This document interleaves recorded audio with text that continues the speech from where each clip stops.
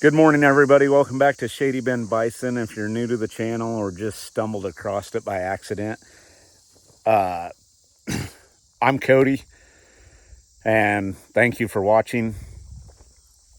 So, quick little backstory. Probably about 2 years ago, we were in, I think exactly 2 years, not exactly to the date, but I believe to the month. We were in Wyoming for a wedding, went up to Yellowstone, did some hiking, and we were on this trail and came around the corner, and there's just this massive bull. I mean, this guy, I believe, I'll see if I can dig up a picture and throw in here, but I believe he was every bit, at least, or right at, knocking on 3,000 pounds. Was huge. My wife thought I was crazy. I was like, we need to get some buffalo. And that's when that was my first, that's what did it. I was like, we need those. So I got this crazy idea. Like, we had a red Angus beef herd, so I decided, we started thinking, researching, calling people. Well, I did. It took me, no. I'm wrong. It took me quite a while to convince the wife that we needed to have buffalo. So I guess that was, I was wrong there. That idea started like 4 years ago. We've had buffalo on the farm for about 1.5 years. Once I convinced my wife of it, that was, I don't know, winter of, that would have been the winter of 20, and we were spring calvers, so our cows had calves in the spring.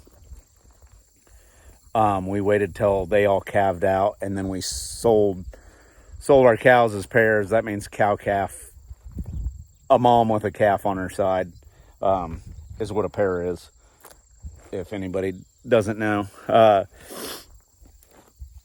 Sold those to a great friend and a great neighbor, a neighbor that's always willing to help out if we need something. Has helped us out several times, bailed us out of situations we've been in. Just been amazing neighbors, which is a great feeling, and that's really how it should be, and more people should live like that.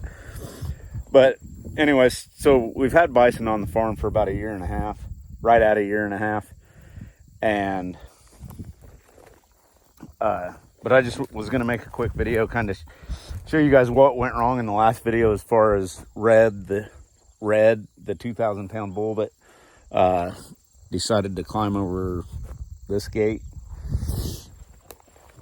So these are our pins. There's multiple pins out here. How we go about catching the bison, so we don't have to drive them, herd them. They've got to come down here for water, especially as dry as it is. So we'll just open a gate so they come down, they can get in there. Sometimes we'll put some range cubes out, but if you got to kind of plan ahead. If we know we're going to need to catch them, I'll start that a few days ahead of time, because it may take a few days to catch them. I mean, you got to catch them when they're all in there, and then you have to get to the gate and close it before they get there, because sometimes if they feel like something's not right, as soon as they see you heading for the gate, they will take off like a lightning bolt, and you're not going to beat them to the gate. So kind of take you through the process here. So once they're caught in the pens, and we're trying to, whether we sold some private treaty or trying to load them up to go to the processor for meat, or they're going to the sale, whatever the case may be, or to work them. We may make some changes in the future, but that gate right there, we open that gate, they come down out of the pens, we open that gate, This is basically an L shape. Come in here. We have this gate closed. This is kind of the stopping point. This is not a gate that I would recommend for bison. Works great for cattle and it works for bison, but we close this, and I will also park a large vehicle or the tractor behind it. And yeah, we could black it out, but even that, the gate is still pretty flimsy, and it's probably, I don't know, it's probably only 5.5 feet tall, if that, maybe not even that. We'll close that. Have a large vehicle parked back there. Just, that's more for comfort for myself, because they get back here. Once you corner them is when they start to get wound up. So they run through the gate. We let them in, make the corner back here. Then they're stirring around, and comes up here. This is kind of where the trouble started. So we were trying to load the 3 bulls and 2 heifers that we had before, those animals that we had recently took. So there's a gate here and a gate here. Buffalo, well, not just buffalo, livestock, I'll say large livestock, corners are a bad deal. They get their nose in a corner and they'll just sit there and they don't really know what to do. They don't want to. Square corners are just a bad deal. So what we usually do is open both of these gates inward, and that creates a 45-degree angle right here, so they don't have a square corner to get hung up in. Chain them together. What that also does, because of the contour of the ground, well, I'll just show you guys. Right here, these are actually the rub marks from where Red jumped over. And he jumped over. This was digging into his stomach. He didn't really jump. He climbed over. But this is only, I don't know, 5 foot tall. I'm only 5'7", maybe 5'8" on a good day. Probably 5'7".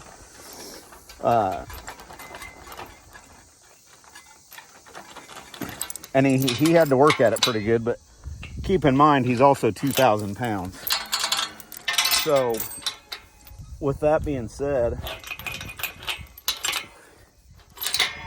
which I unfortunately did not get that on video. My video skills are bad. I record pretty much all the videos are recorded from my phone. Amber has a camera. Sometimes it gets used, but most of the time everything's shot on the fly from my cell phone. I don't know. We'll try to get better at that.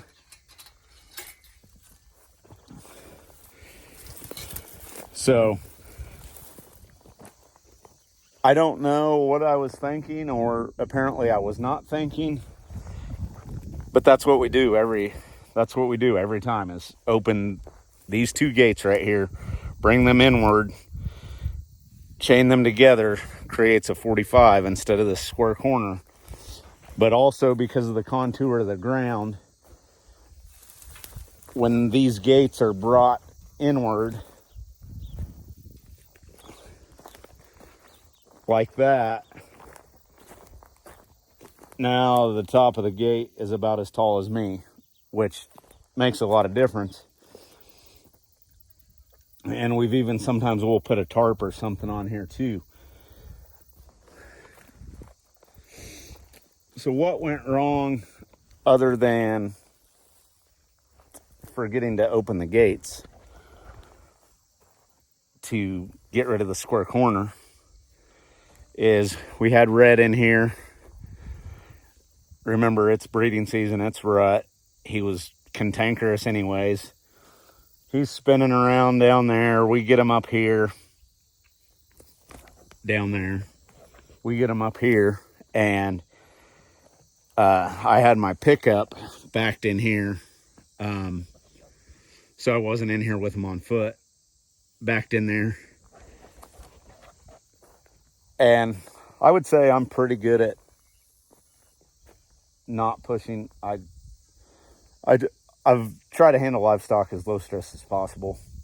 And I like to think that I'm pretty good at it. He's hung up in the corner here. And I'm in my pickup, and I just start easing up on him, closing the gap. Just barely creeping forward. He's standing here. He puts his chin up here, and I know what he's thinking. He's checking it out, seeing if he can. He's rubbing his neck back, and almost looked like he was scratching his neck on here. But he's stretching up here, got his head, and he jumps up, gets his front legs up here. So I shut the pickup off to back off. He didn't, he just got his front end up here. And, which the gate actually took it pretty well, except for the latch. He bent the latch. We had to get the torch out and cut the bottom of the latch off down here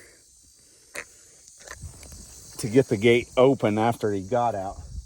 But I thought he was going to give up, but he was very persistent. Got up here, and I think it took him, again, didn't get it on camera, unfortunately. You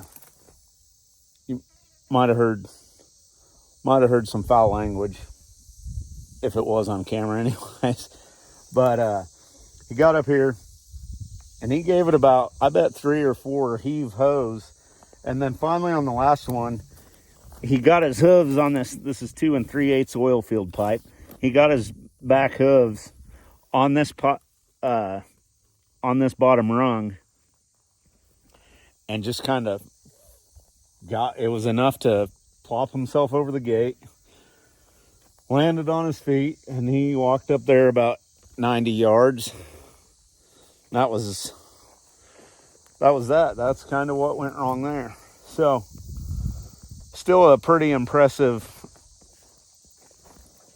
They're impressive animals. And I mean, that was from a standstill. He was stuck in this corner, and he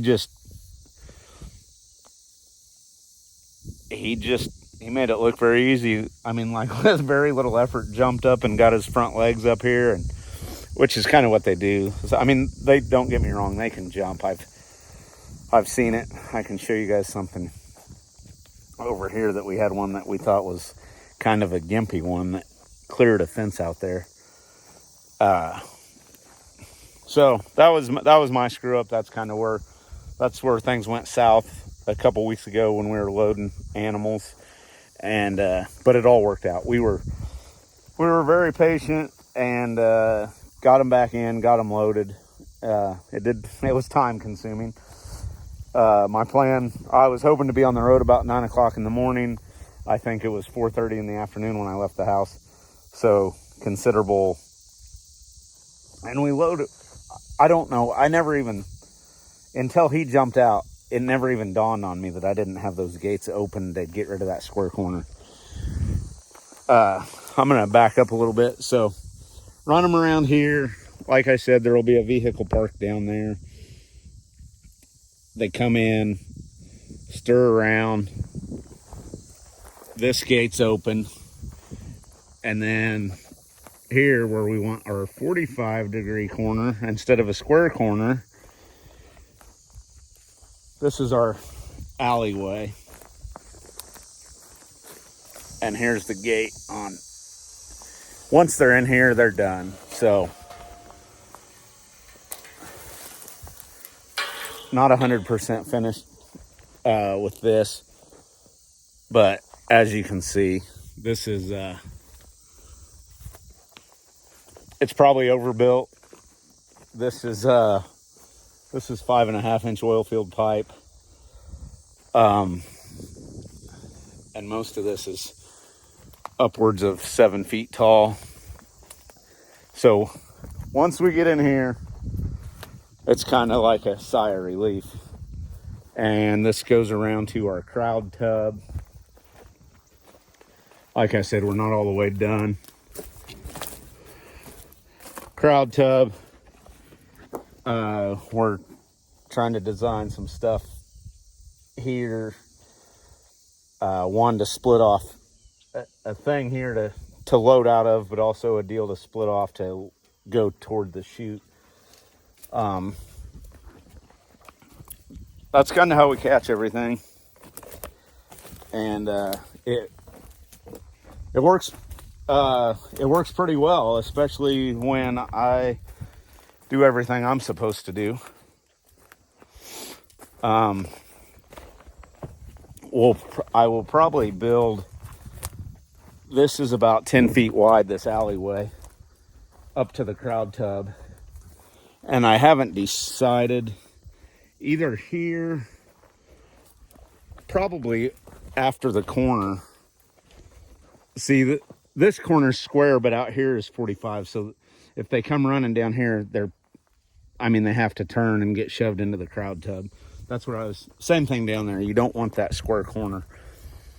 I need to cover this up so nobody's getting cut, getting their hide tore up, or anything like that. A lot to do, but I think right here on the corner, I'm going to put, another gate here. That way, when we're loading a higher volume of animals, loading them or working them, we can get a couple, we could get 3 or 4 in here, 4 to 6 in this area, and I kind of have things contained, not too far in advance, but also if we run them in here and there's, say you bring in 4 cows and 3 calves, you might get an opportunity where you can shut the gate and get the calves and cows separated. That way the calves aren't getting ran over, because once you start in here, that's kind of when they start getting pretty worked up.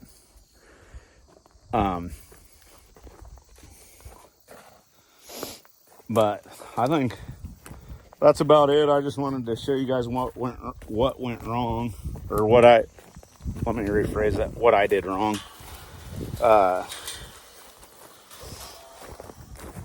And then also, so we had our heifers separated, and in the commotion of when we loaded out animals and trying to get the bull and stuff, I left the gate open somewhere. I can't even remember which one now, but the herd got all mixed together. So our heifers ended up getting in with the herd that had bulls. After Wild Bill got his leg broke from him and Red fighting, after that happened, I put him in this pen, which is where we had our heifers, just because I didn't want, he wouldn't have been able to get away from Red if Red decided he wanted to go after him again. So I put him in the heifer pen. I knew with that leg broke as bad as it was, there was no chance of him breeding any of those heifers.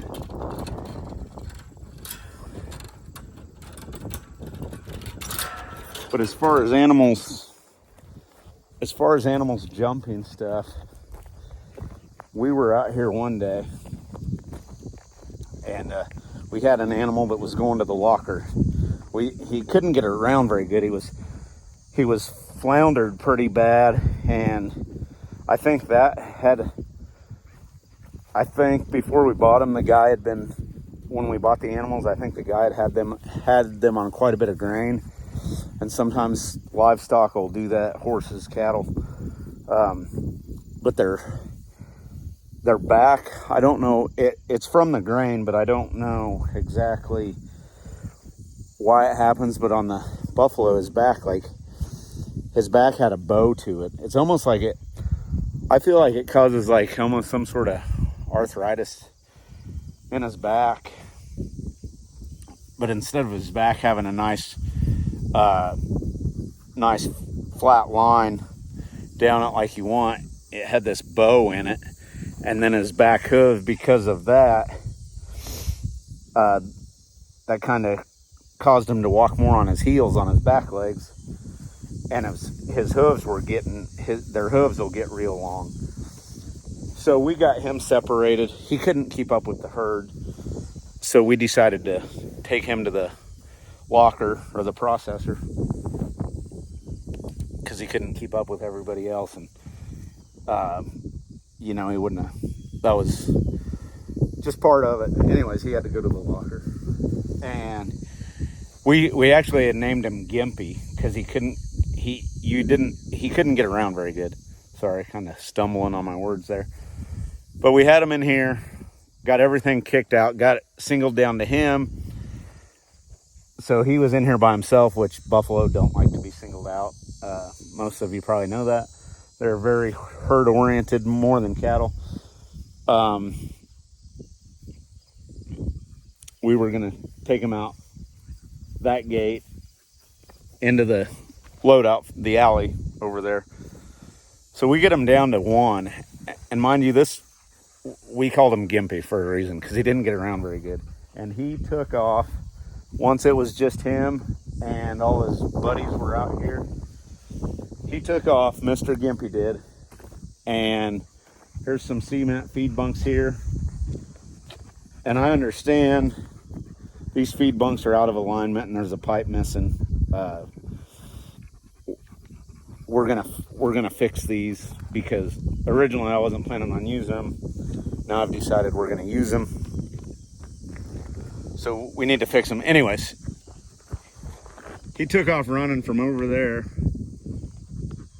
And this isn't terribly high, but for a Gimpy animal, he cleared this whole thing, which I can't even touch that fence over there, which because of the cement slab, there's not a lot of height there. But the distance he jumped is a good, I mean, he jumped 6 or 7 feet, not in height, but outward. And me and my wife just looked at each other like, what in the world?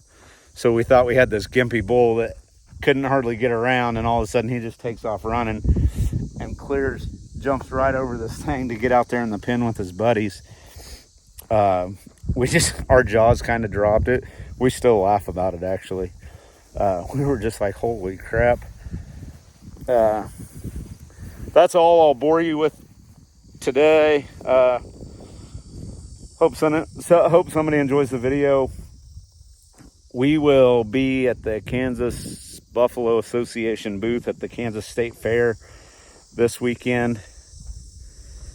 So if you're at the State Fair, stop by. It's in the Pride of Kansas building. Stop by and say hi. They usually have some pretty cool shorts, pretty cool shirts. So me and Angus are gonna go out and check on everybody real quick, and then do some work on the chicken coop. Come on, Angus. So yeah, everybody have a good day. Thanks for watching.